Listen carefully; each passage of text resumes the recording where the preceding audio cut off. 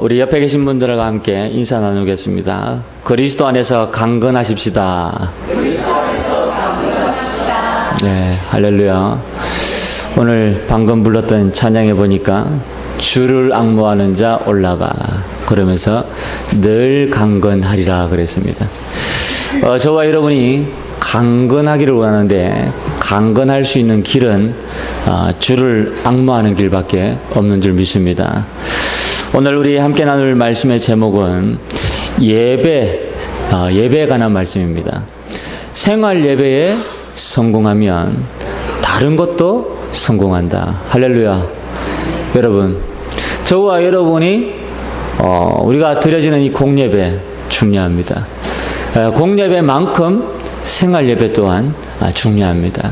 그래서 이 생활 예배에 성공하면 다른 그 무엇도 모든 것에도 성공한다. 오늘 여기 서론에 보니까 어떤 문제라도 승리하는 길이 있습니다 그랬습니다. 다시 말씀드리면 모든 문제에는 해답이 있다는 이야기죠. 해답이 없는 문제는 사실상 문제가 아닙니다. 자, 그래서 우리가 당한 문제 앞에서 이 문제를 부정적으로 보는 것은 곧 실패한 것이다. 그렇죠? 우리가 문제를 만났을 때 당황하거나 눈물을 흘리거나 낙심하거나 포기하는 것은 이미 실패한 것입니다. 그렇다고 너무 긍정적으로 보는 것도 나중에 후회를 가져다 줄 수 있습니다. 그렇다면 우리는 어떻게 해야 되겠습니까? 오늘 본문에 보니까 이 세상을 본받지 말고 하나님의 선하시고 기뻐하신 뜻이 무엇인지 분별하고 우리의 삶을 하나님이 기뻐하시는 영적 예배로 드리라고 말씀하고 있습니다. 오늘 이 말씀을 통해서 다시 한번 우리 자신을 점검하고 회복하고 또 응답을 받으시기를 주님 이름으로 축복합니다. 여러분, 오늘 1절에 보니까 그러므로 그랬습니다. 그러므로 이 말은 앞에 있는 모든 말을 정리하는 내용이죠. 바울은 로마서 1장에서 11장까지 구원에 관한 그 하나님의 은혜를 이야기하고 있습니다. 그리고 이제 12장부터는 삶에 관한 이야기를 하고 있거든요. 자, 그러므로 형제들아, 내가 하나님의 모든 자비하심으로 너희를 권하노니 그러죠. 자, 하나님께서 우리에게 많은 은혜를 주셨습니다. 그래서 우리가 이 은혜를 받았기 때문에 이제는 너희 몸을 하나님이 기뻐하시는 거룩한 산 제물로 드리라 그랬습니다. 이는 너희가 드릴 영적 예배니라. 자, 영적인 예배가 무엇인가? 여러분, 여기서 말하는 영적인 예배는 주일 예배가 아닌 생활 예배를 의미하는 겁니다. 우리에게는 앞서 말씀드린 것처럼요, 늘 하나님의 자비하심이 필요합니다. 왜 그러냐? 우리 힘으로 할 수 있는 것이 사실상 아무것도 없기 때문에 우리 가문에 내려오는 영적인 대물림, 모든 저주 재앙, 내가 아무리 힘쓰고 애쓴다고 해서 이 일을 피해갈 수 없습니다. 그리고 나에게 와 있는 영적인 문제, 나에게 와 있는 운명, 저주 재앙, 여러분, 내 힘으로 절대 이길 수가 없습니다. 그렇기 때문에 하나님의 자비하심이 필요하다. 하나님의 은혜가 필요하다. 그래서 주일뿐만이 아닌 모든 삶이 예배가 되어져야 될 것이다. 그렇지요. 여러분, 하루가 24시간이라고 합니다. 우리가 23시간 동안 내 마음대로 살고 내 마음대로 생각하고 내 마음대로 판단하다가 어쩌다가 새벽에 1시간 나와서 기도하는 거 굉장히 힘이 들거든요. 또 여러분, 우리가 정말로 일주일 168시간 내 마음대로 살고 내 마음대로 생각하다가 1시간 나와서 주일날 하나님 앞에 예배드리는 거 굉장히 힘들거든요. 그런데요, 23시간을 내가 하나님의 은혜로 살다가 한 시간을 하나님 앞에 예배드린다. 이거는요, 엄청난 기쁨이고 행복이거든요. 얼마나 감사한지 몰라요. 여러분, 오늘 여기 보니까 너희 몸을 드리라 그랬죠. 여기서 말하는 너희 몸이 무엇입니까? 말 그대로 우리의 육신을 이야기합니까? 물론 육신입니다만은 그런 뜻만을 가지고 있는 건 아니지요. 우리의 모든 생활, 그리고 삶, 그리고 가정, 직장, 현장, 우리의 몸이 가 있는 모든 곳에서 하나님께 드려라. 할렐루야. 그렇지요. 그래서 주일날 예배드리는 시간만 우리가 하나님과 함께하고 나머지 168시간은 여러분, 우리가 내 마음대로 살아간다면 우리는 실패할 수밖에 없습니다. 그래서 생활 속에서 기도하고 생활 예배, 생활 전도, 우리가 이것을 계속 이어나가는 것입니다. 그래서 가는 곳마다 하나님께서 성령으로 나와 함께 하심을 아는 것을 영적 예배라고 이야기하는 겁니다. 여러분, 우리가 정말 이 부분을 회복해야 될 부분이고요. 그리고 저와 여러분에게 있어서 가장 사실상 시급한 부분입니다. 전 세계 교회가 문을 닫고 있잖아요. 미국에서는 최고 큰 교회가 무너지고 팔려나가고 있습니다. 유럽에서는 수많은 교회들이 술집으로, 모슬렘으로 팔려나가고 있습니다. 여러분, 그러면서 전 세계는 마약이다, 그리고 알코올이다, 이런 어떤 이 중독으로 계속 빠져나가고 있다니까요. 뿐만 아니라 하나님 아닌 다른 대상을 섬기는 종교들은요, 계속 성장하고 있어요. 웬일입니까? 우리가 정말로 하나님과 함께하는 이 비밀을 누리지 못하면 결국은요, 가짜가 진짜 행세를 하고 진짜가 가짜가 되는 그런 때가 오는 것입니다. 여러분, 우리는 빨리 이런 부분들을 우리가 눈치채고요, 회복해야 될 줄 믿습니다.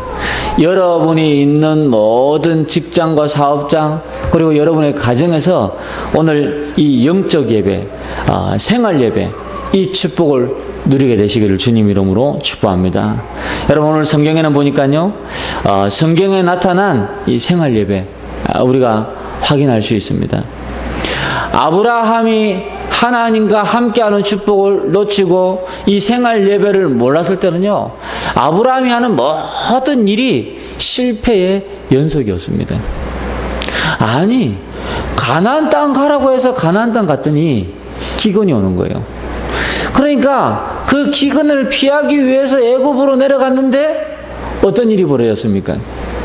결국은 수치를 당하는 일이 일어났다니까요. 자기 아내를 동생이라고 속였는데 그게 들통이 나버린 거죠. 그러니까 애굽에 있는 이 왕이 어찌하여 네가 우리에게 이렇게 행하였느냐, 그러면서요, 이 아브라함을 우리를 떠나가라, 이렇게 하는, 쫓겨나는 이런 수치를 당하게 되어졌다니까요. 뿐만 아니라 나중에는 이 조카 롯의 이 종들과 자신의 이 종들이요, 나중에 막 전쟁이 벌어지는 이런 일들도 일어났거든요. 왜 그렇습니까? 이 아브라함이 가나안 땅에 갔지만 결국은 하나님의 약속을 믿지 아니하고 하나님과 함께하는 이 축복을 놓쳐버리고 그냥 이 어쩔 수 없이 간 겁니다. 오늘 우리가 이 아브라함의 모습처럼 이 자리에 앉아 있을 수 있습니다. 왜냐? 마음은 딴 데 가 있는데 어쩔 수 없이 몸이 여기에 와 있는 그런 경우도 있을 수 있다니까요. 정말 오기 싫었는데 어쩔 수 없이 이 자리에 와 있는 그런 상황이 있을 수 있다니까요. 마치 아브라함처럼. 아브라함은 가나안 땅에 갈 마음이 없었는데 어쩔 수 없이 가게 되어졌다니까요. 왜?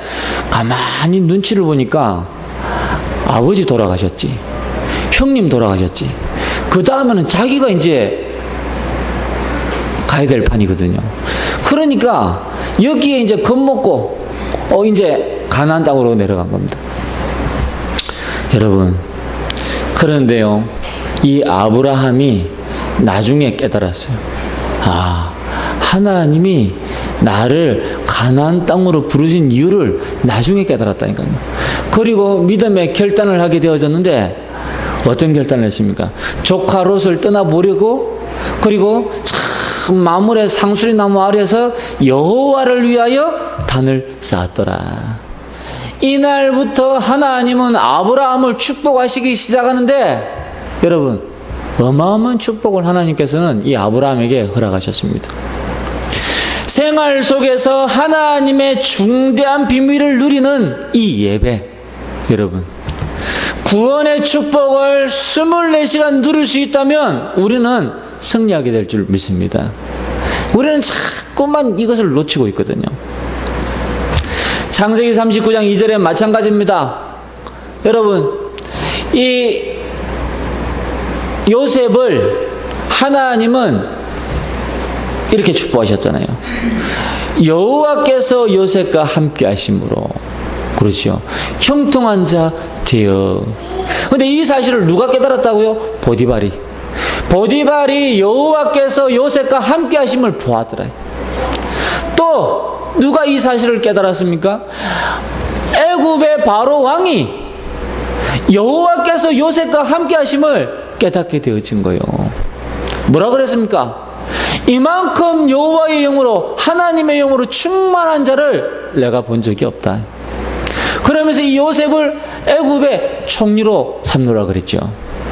여러분, 우리가 생활 예배, 우리가 영적 예배 회복하게 되어지면 여러분, 이런 일이 벌어집니다. 요셉은 여러분, 저 애굽에 취직하러 간 게 아니라니까요. 요셉은 애굽에 노예로 팔려갔다니까요. 그 노예로 팔려간 그런 상황에서 요셉은 생활 예배, 하나님이 축복하셨는데 이 애굽이란 나라의 총리로 하나님께서 응답해 주셨습니다. 마찬가지겠지요. 다니엘 6장 16절로 20절에 마찬가지입니다. 다니엘이 이 바벨론에 여러분 취직하러 간 게 아니라니까요. 다니엘은 이 바벨론에 포로로 끌려갔습니다. 그렇죠? 여러분, 이 포로로 끌려갔다는 말은 무슨 이야기입니까? 노예랑 마찬가지지요. 자유가 없는 거예요. 끌려간 거라니까요. 구속되어진 상태입니다. 그런데 이 다니엘은 일하면서 뭐 했다고요? 예루살렘을 향하여 하루에 3번씩 계속 하나님 앞에 예배를 드렸지요. 어떤 일이 벌어졌습니까? 다니엘은 바벨론이라는 나라의 총리가 되어졌지요. 나중에는 박사장이 되어지고 총리장이 되어졌습니다. 총리가 여럿이 있는데 그 중에 수석 총리가 되어졌다는 거예요. 감사하지요. 이게 하나님이 하시는 일입니다. 이사야 40장 31절에 보니까 여호와를 앙망하는 자는 새 힘을 얻으리니, 할렐루야. 여러분, 오늘 우리가 찬양 드린 것처럼 오직 여호와를 앙망하는 자는 새 힘을 얻으리라. 그렇죠? 여러분, 우리에게 시간이 없다. 아니요. 핑계입니다. 우리가 아이들에게 가르칠 때 그렇게 가르치잖아요. 틈나는 시간을 이용해서 공부해라. 물론 중요하지요. 저는 그렇게 말씀드리고 싶어요. 틈나는 시간을 이용해서 기도해보라는 거예요. 그리고 내 생각을, 모든 것을 기도로 연결해보라는 거예요. 어떤 일이 벌어지는지. 하나님께서 저와 여러분의 영적 예배를 받으시기를 원하시는 줄 믿습니다. 여러분, 우리는요, 다른 거 필요 없어요. 혼자 있는 시간이 외롭다? 그거는요, 영적 예배를 놓쳐서 그래요. 혼자 있는 시간이 공허하다? 영적 예배를 놓쳐서 그렇다니까요. 뭔가 목적을 잃은 삶을 살고 있다? 영적 예배를 놓쳐서 그렇다니까요. 영적 예배를 회복하면요, 모든 것 회복됩니다. 저도 사람이기 때문에요, 때로는 막 불안할 수 있습니다. 그런데요, 저는요, 저만의 방법을 터득했어요. 뭔가 나도 모르게 막 불신앙이 몰려오고 불안하고 막 그렇게 하면요, 저는 당장 이 전화기를 가지고요, 이 말씀을 이렇게 들고 듣습니다. 그러면요 괜찮아요. 그게 제 유일한 행복한 시간. 말씀 듣고 말씀 묵상하고 기도하고 찬양 부르고 예배 드리는 이 시간이요, 제게는요 가장 행복한 시간이요. 그것만큼요 좋은 게 없습니다. 오늘 생활 예배에 성공하면 다른 것에도 성공한다 그랬습니다. 여러분, 이 예배라는 것은 프로그램식 예배가 아닙니다. 우리가 이렇게 예배 시간에 찬양 드리고 기도하고 말씀 읽고 또 하나님 앞에 헌금하고, 물론 그럴 수 있습니다. 그러나 내가 드려지는, 하나님 앞에 드리는 예배는 그런 어떤 형식에 매여 있는 예배만이 예배가 아닙니다. 그래서 프로그램식 예배가 아니라 실제로 예배에 성공하라는 거예요. 그렇죠? 그러면 어떤 예배가 성공한 예배인가? 내가 하나님을 만나는 그 예배가 성공한 예배예요. 그럼 하나님을 만난 증거가 무엇이냐?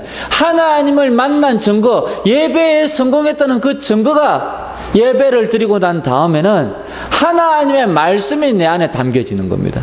그게 예배에 성공한 겁니다. 하나님이 내게 주신 그 미션이 내 안에 회복되어지고 담겨진 거예요. 그게 예배 성공입니다. 그러니까요, 어떤 자세로 예배를 드려도 상관없습니다. 옛날에 우리나라 교회는 어땠습니까? 주일날 청바지 입고 오면 막 율법적으로 정죄했잖아요. 어디 예배 청바지를 입고 있는. 그리고 막 이 예배 시간에 모자 쓰고 들어오고 이러면 막 어디서 예배 시간에 하나님 만나러 오는데 모자를 쓰고 들어오냐 그랬죠. 제가 볼 때는 상관없어요. 외국 가보시기 바랍니다. 외국 가보면요, 팔짱 끼고 어깨 동무하고 예배 드리고. 중요한 것은 하나님의 말씀이 저와 여러분 속에 담겨지면 됩니다. 근데 예를 들어서 예배를 드리는데 어떤 것도 상관은 없어요. 그런데 내가 하는 그 행위가 하나님의 말씀을 놓칠 수밖에 없는 행위라는 것은 그건 문제가 되는 행동이 될 수 있거든요. 그래서 우리가 어릴 때부터 이 주일날 옛날 우리 어르신 목회자들, 선배 목사님들 통해서 잘 배운 게 뭐냐면요, 예배에 방해되는 모든 행동은 일절 하지 마라. 그런 어떤 이 교육은 참 잘 받았던 것 같아요. 그러니까 막 이 옆에서, 사실 그 흑인들 같은 경우에는 예배 드리다가 막 일어나서 할렐루야 그러고 막 그러거든요. 근데 그건 이제 그 사람들의 문화가 이제 예배 드리는데 방해가 안 된다면 문제 없어요. 근데 우리나라 사람들은 예배 드리는데 중간에 누가 일어나고 할렐루야 그러면 전부 다 시선이 그쪽으로 다가. 예배가 안 돼, 더 이상. 그러니까 예배 시간에 아무 말도 하지 말라고 그러죠. 잡담하지 말라고 그러죠. 그러니까 이게 정서의 차이고 문화의 차이일 뿐이지 사실은 그 행동에 국한되는 것은 아니다. 그러나 예배에 방해가 된다면 그것은 악한 것이다. 그렇게 말씀을 드릴 수 있는 거지요. 그래서 여러분, 어떤 것에 매여 있는 것이 아니라 실제로 예배에 성공해야 된다.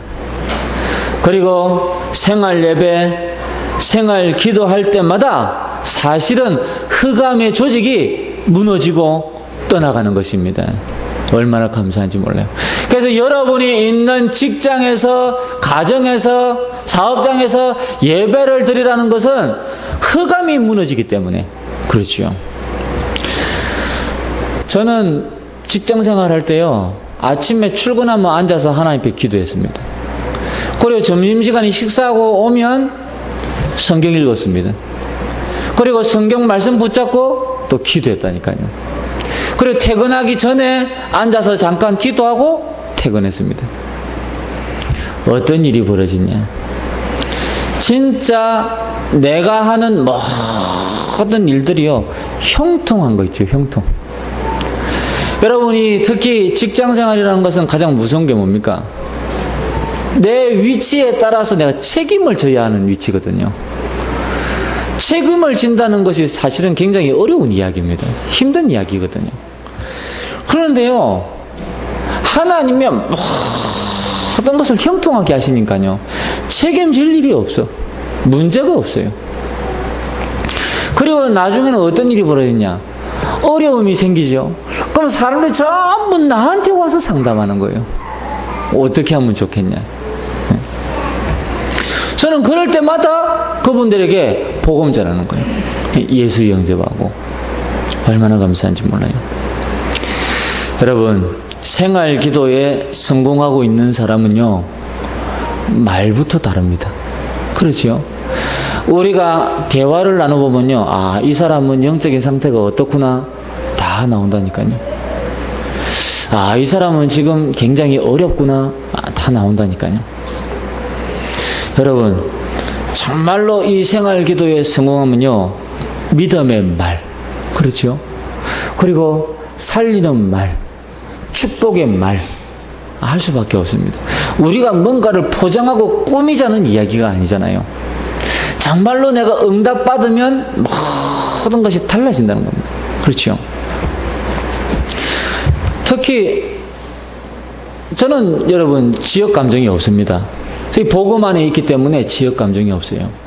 근데 제가 지금까지 많은 사람을 만나봤잖아요. 저는 호남 사람 굉장히 좋아하거든요. 우리 처갓집에도 부모님들이 다 호남 분들이십니다. 원래 태생 자체가. 저는 별로 지역 감정이 없어요. 그런데 유독 짜다가 한 사람씩 느끼는 게 있다니까요. 제가 군에 있을 때 우리 후배라는 친구가 있었는데요. 이 친구가요, 평소 때는 없어. 그런데 뭐가 한 잔 딱 들어간다 그러면요, 그때는요, 그 지역의 어떤 이 피해의식, 이런 게요, 쫙 나와요. 그리고 우리가 군대 생활하면서요, 처음에 훈련소를 이렇게 거치는데, 그 동기들 중에 한 명이요, 굉장히 그런 어떤 이 색깔이 강해요. 뭐냐? 알고 보니까요, 운동권 출신이요. 이 친구가. 그러니까 군에서요, 이 헌병대에서 나와가지고 이 친구 불러가서 막 조사하고 막 이러더라고요. 그래서 제가요, 그런 이 한두 명의 친구들을 이렇게 보면서요, 아, 나는 지금까지 이렇게 지역 감정 없이 그런 어떤 이 좋은 분들을 많이 만나고 또 그런 분들에 대해서 굉장히 호감을 많이 가지고 있거든요. 근데 그런 몇몇, 한두 명 되는 이런 친구들 때문에, 굉장히 좀, 나쁜 영향을 받을 수 있겠구나. 많은 사람이 나쁜 영향을 가질 수 있겠구나. 이런 생각을 좀 하게 되어지더라니까요. 그러니까 무슨 이야기입니까? 여러분, 정말로 우리가 이 복음을 깨닫지 못하고 하나님의 은혜를 받지 못하면 나도 모르게 그 지역의 어떤 색깔을 따라가 버린다니까요. 어떤 이 사상을 따라가 버린다니까요. 그래서 저는 자라나는 우리 아이들에게 그렇게 이야기하고 싶어요. 정말 복음이 제대로 이해되어지지 않으면 가능하면 어떤 이 사상이나 이론에 관한 책은 읽지 않는 것이 좋다. 일부러라도 피하는 것이 좋다. 그리고 내가 복음이 완전히 확립되어지는 가운데에 그런 책을 읽으면 그때는 참고가 되는 거거든요. 왜냐? 복음이 깨달아지고 이해가 되어졌기 때문에. 복음이라는 관점에서 이제 그런 어떤 이 학문과 사상과 그런 어떤 이 지역 색깔이나 이런 것들을 이제 이해할 수 있게 되는 거예요. 여러분, 정말입니다. 당장 내일부터 생활 예배, 생활 기도, 여러분 시작해 보시기 바랍니다. 그래서 여러분 마음속에요, 맞다. 내가 하루 3번은 아니지만 다니엘처럼 하루 3번은 내가 어렵겠지만 하루에 한 번만큼은 내가 하나님 앞에 무릎 꿇고 기도하는 시간을 내가 가져봐야 되겠다. 그래서 가능하면 이 일을 지속해 봐야 되겠다.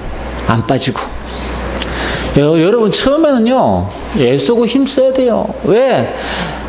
내 체질이요, 안 하던 체질이라니까요. 하는 게 편한 게 아니고 안 하는 게 더 편한 체질이라니까요. 그럴 때는요, 순종이 아니고 복종이라 해야 돼. 할렐루야. 그렇죠. 그래서 저는 제 체질을 잘 알기 때문에 성경 읽으면서 지난 주간에 그랬잖아요.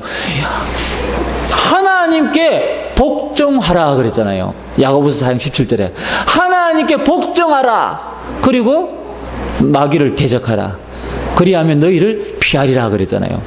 저는요, 마귀를 대적하라. 그리하면 너희를 피하리라. 이 말씀에 저는 은혜를 많이 받았는데, 이제는요, 그 말씀보다 더 중요한 말씀을 딱 붙잡았어요. 하나님께 복종하라 그랬거든요. 저는 그 말씀에 은혜를 받은 거 있어요. 왜? 순종하라 이 말 가지고는 안 돼, 보니까. 우리 체질이 안 돼요. 그래서 조금 더 강제적인 표현을 빌려서 복종하라. 저는 하나님께서 반드시 저와 여러분을 축복하시고 승리케 하실 줄 믿습니다. 오늘 두 번째는 뭐냐? 너희는 이 세대를 본받지 말라 그랬습니다. 여러분, 본받지 말아야 될 이유가 무엇이냐? 세상은 다 창세기 3장의 권세 아래 놓여져 있습니다. 여러분, 이 창세기 3장 문제가 안 미친 곳이 없다니까요. 모든 경제, 문화, 정치, 모든 분야에 창세기 3장이 다 뿌리 내리고 있어요. 그러니까 우리가 이 땅에서 본받아야 될 것이 사실상 없습니다, 여러분. 저는 우리나라를 보면요, 굉장히 안타까워요. 일본 같은 경우에는요, 젊은이들이 공무원이 되겠다 하는 사람 많지가 않아요. 근데 우리나라는요, 공무원이 되겠다, 이 공시 준비생들이 엄청나게 많아요. 물론 이해는 갑니다. 꿈의 직장, 안전한 직장. 저도 좀 인간적인 생각에는 할 수 있으면 우리 아이들 보고, 야, 웬만하면 군인으로 가라. 그런 이야기 하고 싶을 정도입니다. 그런데요, 사실상 틀린 이야기거든요. 여러분, 유럽이나 미국이나 저는 선진국들은요, 자기 개발을 통해서 자신의 능력을 마음껏 발휘할 수 있는 바탕이 준비가 되어져 있어요. 그러다 보니까 아무것도 없는 상태에서 시작해서 억만장자까지 성공할 수 있다니까요. 그런데요, 우리나라는 그게 안 돼요. 왜? 조금이라도 성공하는 것 같아? 그러면요, 다 몰려가지고 짓밟아 버린다니까요. 아예 죽여버려. 대기업이 중소기업을 아예 그냥 막 특허권 뺏어버려. 사갖고 온다니까요. 그러니까 중소기업이 잘할 수 있는 어떤 이 바탕이 안 돼요. 어떤 이 성공할 수 있는 기회가 많지 않다니까요. 그러면 뭐 선진국은 창세기 3장 문제가 없습니까? 아닙니다. 이런 어떤 이 창세기 3장의 배경들. 그래서 한때 우리나라에 그런 책도 나왔잖아요. 유교가 죽어야 대한민국이 산다. 저는 일리 있다고 보거든요. 왜냐? 우리나라는 매여 있고 갇혀 있는 것이 너무 많아. 묶여 있는 것이 너무 많다니까요. 여러분, 해외 나가보면요, 어린아이나 할아버지나 친구입니다, 그냥. 그렇죠? 여러분, 해외 나가보면요, 20대 아이하고 60대 할아버지하고 결혼한다니까요. 친구입니다. 그런 개념이에요. 친구 개념이에요. 근데 우리나라 사람들은요, 한 살 차이만 나도 깍듯해야 돼. 그렇죠? 제일 무서운 게 한 살 차이라, 학교에서. 1학년, 2학년. 3학년은 별로 안 무서워. 1학년이 무서운 존재가 2학년이요. 군대도 가보면, 이 이병이 제일 무서운 존재가 누구냐? 병장? 아닙니다. 일병이요. 이병이 제일 무서운 존재가 일병이라니까요. 그러니까 우리나라는 너무 이 상하라는 게 굉장히 어떻게 보면 이게 아무것도 아닌데요. 너무 어떤 이 민족 이 특성상 그런 것들이 굉장히 이렇게 강하게 있는 거예요. 학연, 지연 이런 것들이 굉장히 강하거든요. 그러니까 이런 모든 배경들이 어디서 왔냐? 저 유교에서. 그렇죠. 그러니까요, 결국은 창세기 3장 문제, 모든 부분에 다 뿌리가 내려져 있다니까요. 그래서 세상은요, 모든 우상과 미신, 점술, 타락으로 덮여져 있습니다. 밖에 나가 보시기 바랍니다, 여러분. 온통, 특히 제가 살던 저 일산에, 여기도 이제 보니까 양산에 라페스타라고 이렇게 만들었다고 그러는데, 뭐 입점한 업체는 거의 없다고 합니다만은, 일산에 가면 젊음의 거리, 라페스타, 뭐 이런, 쇼핑몰 센터 있거든요. 여기에 가면요, 신기하고 놀라울 정도로. 한쪽 코너를 만들어가지고, 여기에는요, 전부 점쟁이들이요. 그리고 얼마나 잘 현대식으로 또 우리 젊은 층에 맞게끔 잘 꾸며져 있냐.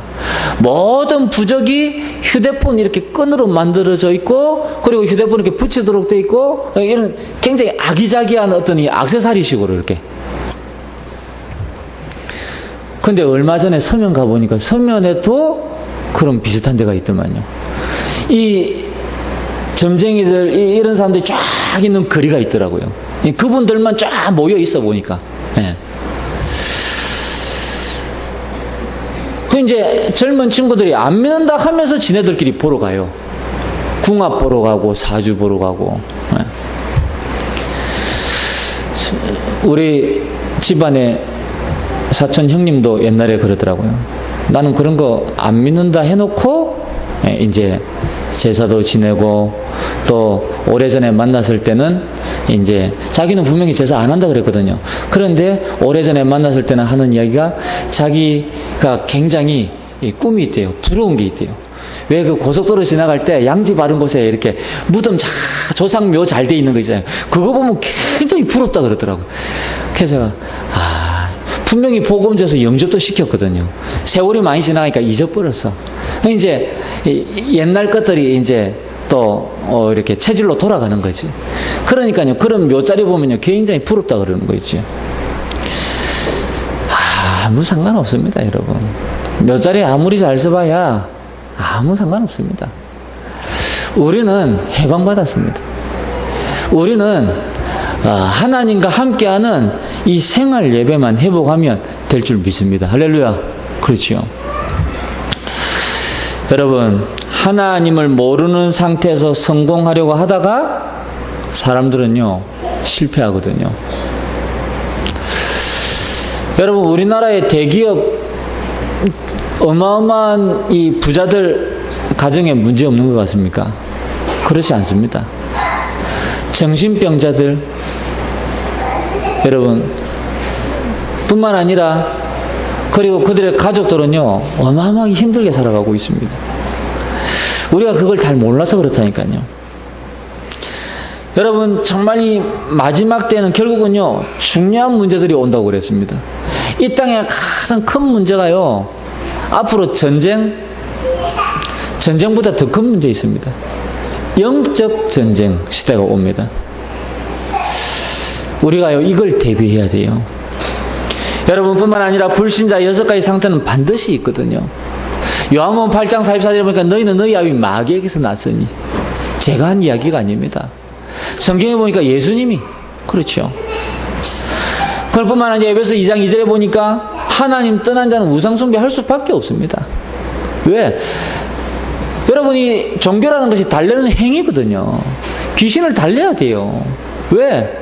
그렇지 않으면 그 화가 자꾸 우한 질고가 우리 가정과 가문에, 내 개인에게 자꾸 몰려오는데요.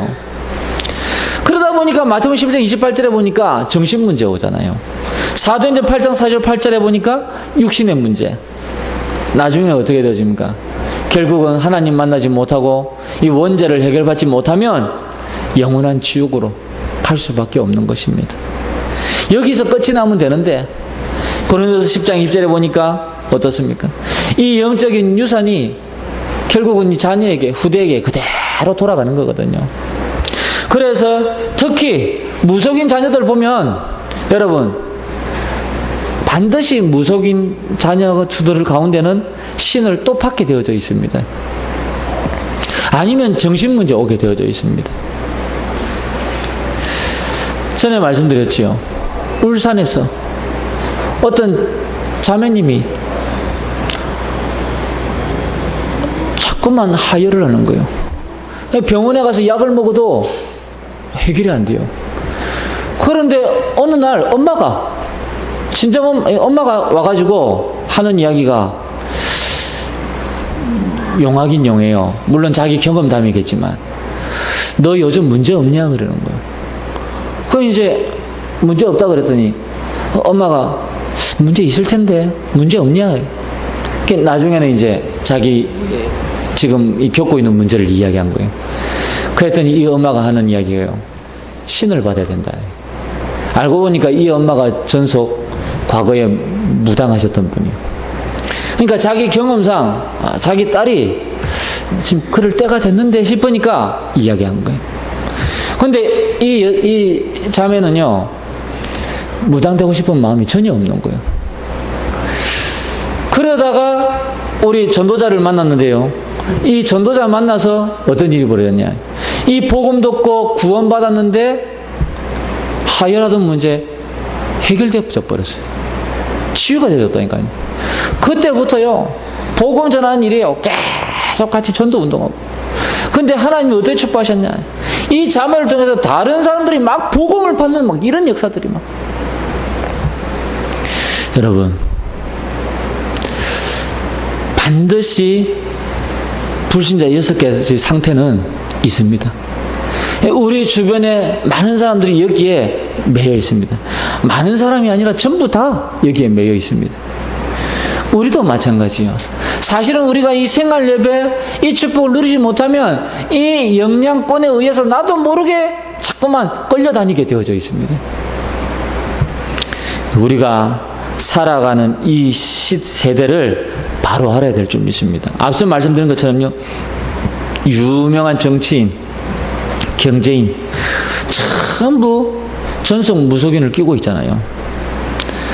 선거 때만 되면 이번에 누가 대통령 되겠냐, 물으러 다닌다고 막 난립니다. 왜? 줄 서야 되니까. 줄을 잘 서야 성공하니까. 그러니까요, 전속 무속인 데리고요, 이번에 누가 대통령 되겠냐, 내가 이번에 의원으로 이렇게 출마할 수 있겠냐, 이런 이제 것들을 물으러 다니는 거죠. 뿐만 아니라 우리 주변에 불면증, 우울증, 조울증, 조현병, 분노조절, 그리고 공황장애, 이런 것을 앓고 있는 사람들이 얼마나 많이 있냐고요. 특히 연예인들 가운데 공황증 앓고 있는 사람들이 굉장히 많이 있잖아요. 전쟁, 기근, 분열, 가난, 자살, 질병으로 고통당하는 시대입니다. 어제도 인터넷에 올라온 뉴스 보니까 정말 이해도 할 수 있겠지만 좀 황당하기도 하고, 50대 남자분이 와이프하고 한판 싸우고 너무 화가 나가지고 1톤 트럭 끌고 그냥 바다에다가 그냥 막 뛰어들었다 그러더라고요. 그래서 경찰이 이렇게 구조했다고 이렇게 기사가 나왔는데, 그러니까 밑에 댓글에 뭐라 달렸냐, 죽도록 놔두지 왜 살렸냐, 막 이런 댓글들이 막 나와 있더라고. 참 황당합니다, 여러분. 여러분, 지금 우리 아이들이 어디에 노출되어져 있습니까? PC, 스마트폰, 그렇죠. 또 요즘 아이들 어릴 때부터 담배, 술 다 합니다. 우리 은빈이도 보니까 학교에 벌써부터 담배하는 애들이 있다면서 막 그러던데. 여러분, 어른들은 또 어떻습니까? 알코올 중독, 마약, 지금 우리 주변에 일어나는 범죄들, 성매매, 살인사건들, 여러분, 이런 중독과 범죄로 고통당하는 시대입니다. 특히 해외 마피아 조직들은요, 이제 한국을 어떤 이 마약의 거점지대로 지금 생각을 하고 있다고들 이야기하잖아요. 우리나라가 마약 청정국이라는 지위를 가지고 있는데도 불구하고 이제는요 이 마약이 우리나라에서 제조뿐만이 아니라 해외에서 제조되어진 마약이 한국으로 들어와서 한국을 거쳐서 또 다른 곳으로 이렇게 나가는 그런 어떤 이 유통 경로로 활용이 되어지고 있답니다. 왜 그러냐? 이유는 한국에서 마약이 제일 비싸대요. 세계에서 제일 비싼 곳이 한국이 마약이 제일 비싸대. 그래서 반드시 다른 데서 만들어져도 한국을 거쳐서 나가면 그게 비싼 값에 팔릴 수 있다는 거예요. 그러니까 이 세계의 어떤 이 마피아 조직들이 지금 이제 한국을 이 마약의 어떤 이 유통 어떤 이 통로로 지금 생각을 하고 있답니다. 사실 그거 아니어도 여러분은 잘 모를 수 있습니다. 특히 마약 그러면요 대한민국에서 어디가 제일 성황입니까? 부산입니다. 그렇죠. 그러니까요 우리만 사실은 모르고 있을 수 있어요. 근데 주변에 많은 사람들이 이런 문제로 지금 고통을 당하고 있다니까요. 알코올 중독뿐만 아니라 마약이라는 것은요 사실은요 끊기 힘든 거거든요. 무엇으로만 가능합니까? 그 사람을 어떻게 변화시킬 수 있습니까? 하나님의 성령의 역사가 아니면 불가능한 거예요. 하나님의 성령의 역사로 그 사람을 완전히 바꿔버려야 돼요. 자, 그래서 너희는 이 세대를 본받지 말라 그랬고요. 자, 세 번째는 뭐냐? 오직 마음을 새롭게 하여 하나님의 뜻이 무엇인지 분별하라. 할렐루야. 이게 하나님이 원하시는 겁니다. 1대지는 복음에 관한 이야기지요. 2대지는 현장에 관한 이야기입니다. 우리가 복음을 이해하고 현장을 이해하면 그 다음에는 하나님의 뜻이 보여지게끔 되어져 있습니다.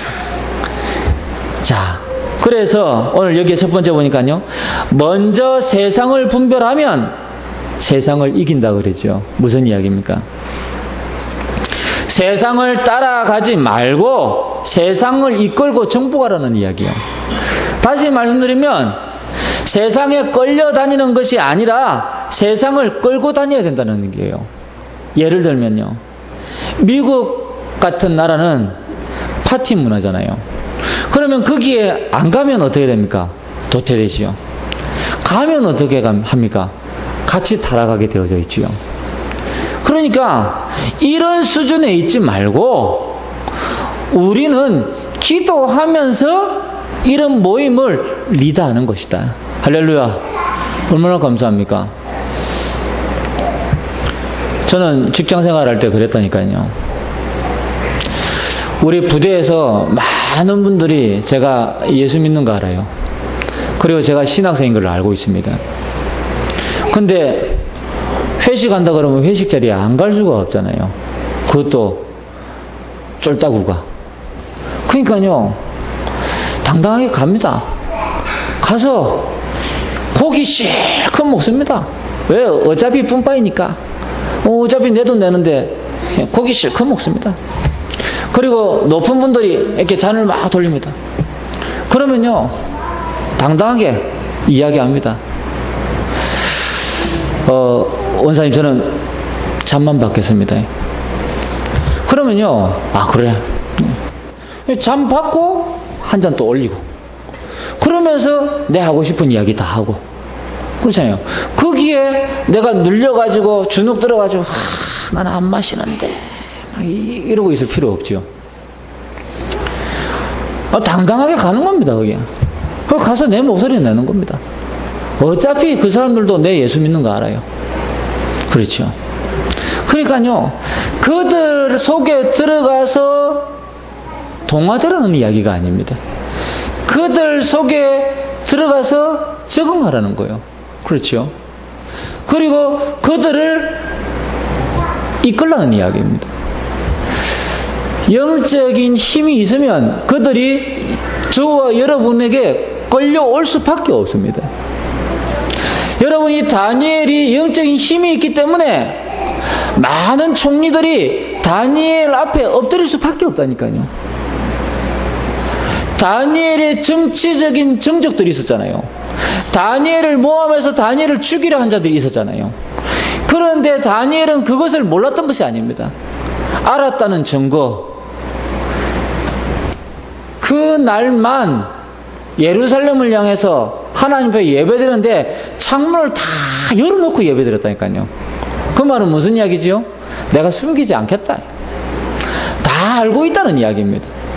그리고 누구를 믿었습니까? 하나님을 믿은 것입니다. 자신이 어떻게 될 것을 하나님께 맡겼다니까요. 그리고 이 다니엘은 어디로 들어왔습니까? 사자 굴로 들어간 겁니다. 그렇죠. 하나님은 지금도 살아계신 줄 믿습니다. 저와 여러분이 어떤 형편 가운데 있는 줄 하나님은 알고 계십니다. 여러분, 우리가 오늘 정말로 회복해야 될 것은 생활 예배입니다. 그렇죠. 그래서 여기 따라서 평상시 하나님의 축복을 누리는 비밀이 있어야 된다. 평상시 기도의 비밀을 누리다가 예배 드리게 되면 그게 산 예배가 되는 겁니다. 할렐루야. 그러니까요, 우리가요, 평상시에 이 생활 예배를 마음껏 드리다가 주일날 와서 예배 드린다. 그러면요, 이 예배가요, 완전히 축제가 되는 거예요. 페스티벌이 되는 거예요. 그리고 예배 드리러 오는 그 시간이요, 얼마나 기쁘고 행복한지 몰라요. 마치 요즘 아이들이 택배 기사를 기다리는 것처럼. 그렇죠. 요즘 아이들은 아빠보다는 택배 기사를 더 기다린대요. 왜? 택배 기사는 항상 뭔가를 들고 오거든. 그러니까 그런 마음으로 우리가 하나님 앞에 예배드리러 오는 거예요. 그렇죠. 여러분, 예배는요, 즐거운 것입니다. 예배는요, 기쁜 것입니다. 오죽했으면 다윗은 하나님 앞에 예배 드리러 가다가 막 춤추다가 자기 속옷이 내려가는 줄 모르고 막 춤을 췄겠습니까? 그만큼 기쁜 것입니다. 예배가요, 그런 시간이 되어져야 돼요. 여러분이 평상시 기도와 공예배가 연결되면 계속 승리하는 겁니다. 그래서 여러분의 어떤 이 평상시가 이 예배와 연결이 되어져야 돼요.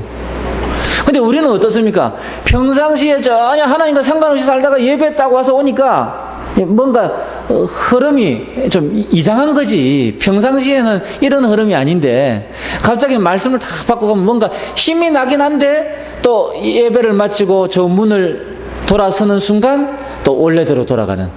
그래서요, 그런 어떤 이 삶이 아니라 정말 평상시와 이 예배가요, 연결되어지는. 그래서 계속 응답이 오게 되면 어떻게 됩니까?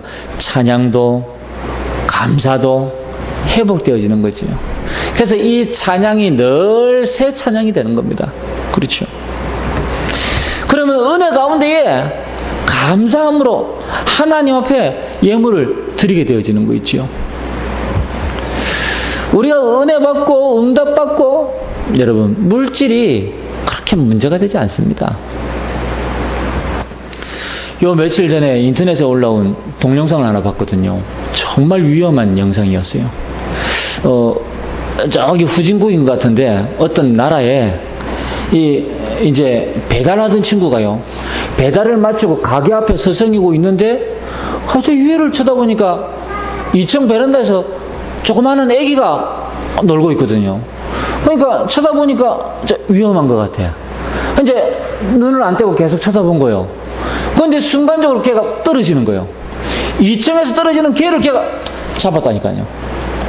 그래갖고 애가요, 살았어요. 그러니까 엄마는 그 시간에 뭐 하고 있었냐? 밥하고 있었다는 거예요. 엄마는 밥하고 있고 2살짜리 애는 베란다에서 이제 혼자 놀고 있고. 그러다가 이제 애가 이제 떨어졌는데 마침 이제 이 배달하고 오는 이 친구가 그걸 본 거예요. 밑에서 받았거든요. 그러고 나니까요, 이 엄마가 나중에 그 사실을 알고요, 너무나 감사한 나머지요, 이 친구에게요, 돈을 이렇게 얼마를 준 거예요. 그러니까 이제 후진국이니까 돈이 우리보다 이렇게 가치가 있잖아요. 그러니까 우리 돈으로 뭐 한 48,000원 정도 이렇게 되는 것 같더라고요. 그러니까요, 제가 볼 때는요, 그 엄마가 그 돈이 아깝지 않았을 것이다. 왜? 자기 아이를 살렸는데. 그렇죠. 그러니까요, 우리가 하나님 앞에서 은혜 받으면요, 물질이 아깝지 않은 거예요. 그러니까 어떻게 합니까? 우리가 막 옛날에 막 집회 막 받고 막 부흥사 와서 은혜 받고 이러면 막 헌금 막 500만 원, 1000만 원씩 막 작정하잖아요. 그래 놓고 집에 가서 이제 정신 차리면 이제 내가 왜 그랬지. 그 어쩝니까? 그래도 하나님께 약속한 건데. 우리도 옛날에 이 400 몇십만 원 이렇게 해가지고 이렇게 하나님께 헌금하고 했거든요. 여러분, 은혜 받으면요, 아무것도 문제가 안 돼요. 하나님은 지금까지 교회를, 우리 성도들을 그렇게 축복해 오셨습니다. 할렐루야. 여러분, 마지막입니다. 하나님이 24시간 나와 함께 계심을 깨달으면 완전 승리합니다. 여러분, 정시 예배, 제가 설교를 이렇게 쭉 찾아보니까 한 달 전에 정시 예배 말씀을 드린 기억이 나더라고요. 또 나왔습니다. 정시 예배. 여러분, 시작해 보시기 바랍니다. 그러면 이 정시 예배가 지속이 되어지면요, 무시기도가요, 저절로 되어져요. 연결되게 되어져 있다니까요. 그리고 어떤 문제 왔을 때 집중기도 당연히 되어집니다. 왜? 영적인 힘이 있으니까. 근데 정시 예배가 안 되는데 어떤 문제가 왔다 집중기도 잘 안 돼요. 저는 이해가 가더라고요. 어떤 분들은 몸이 아프니까 기도가 더 안 된다. 이해가 가더라고요. 근데 저 같은 경우에는 몸이 아프면요, 더 기도해요. 24시간 기도해요. 저는 몸이 아프다 막 기도하잖아요. 그러면요, 가끔씩 그런 생각을 할 때 있다니까요. 평상시에 이렇게 기도하면 역사 일어날 텐데. 그러니까요, 평상시에 우리가 하나님께요 계속 집중하는 거예요. 그러면 어떤 일들이 벌어집니까? 절대 응답이 오는 거예요. 절대 응답이란 말은 아무도 막을 수 없는 응답이에요. 그리고 절대 응답이란 말은 우리의 수준을 넘어선 응답이요. 그렇죠. 우리의 생각을 뛰어넘는 응답입니다. 그야말로 요즘 사람들이 이야기하는 신의 한 수. 여러분, 절대 응답이 바로 그런 응답이라니까요. 어느 누구도 비켜갈 수 없는 그런 하나님의 어떤 응답을 이야기하는 거죠. 장기로 이야기할 것 같으면 외통수라. 한 번 걸려들면 절대 빠져나갈 수 없는 거지. 그런 하나님의 절대 응답. 할렐루야.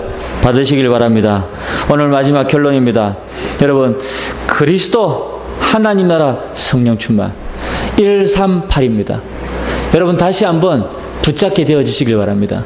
우리가 이거 되어지지 않으면 우리는 자꾸만 쏟게 되어져 있습니다. 우리는 문제 속에 걸려들게 되어져 있습니다. 갇혀 있게 되어져 있습니다. 자꾸 매여 있게 되어져 있다니까요. 우리는 빨리 함정, 올무, 틀에서 벗어나야 됩니다. 그래서 그리스도 하나님 나라 성령 충만. 그러면 24, 25 영원, 이런 응답이 옵니다. 나중에는 여러분, 하나님의 능력이 체험되어지고 치유되어지는 이런 일들이, 서밋의 응답이 오게끔 되어져 있습니다. 여러분, 우리는 이번 주간에 함께 기도해야 되겠습니다. 우리가 신청이 너무 늦어버리는 바람에 지금 훈련 일정이 어떻게 될지 모른다고 합니다. 우리 교회별 맞춤형 전도 전문 훈련, 우리 이거 놓고 여러분 기도해야 되겠습니다. 우리가 2019년도 정교인 여름 수련회를 대신해서 이제 이번에 우리 교회별 맞춤형 전도 전문 훈련으로 응답을 받으려고 하는데요.